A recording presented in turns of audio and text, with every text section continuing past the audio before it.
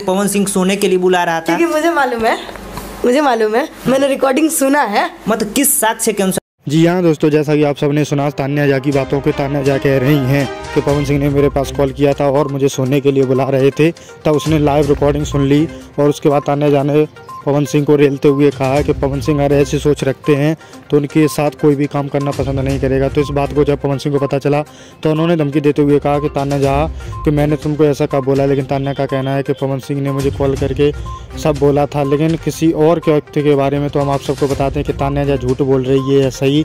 लेकिन कुछ लोगों का कहना है कि तान्या झा विवादों में ज़्यादा रहती है, इस वजह से इसका ये सब हाल है, क्योंकि तान्या झा ने ये सब गलत बोल रही है।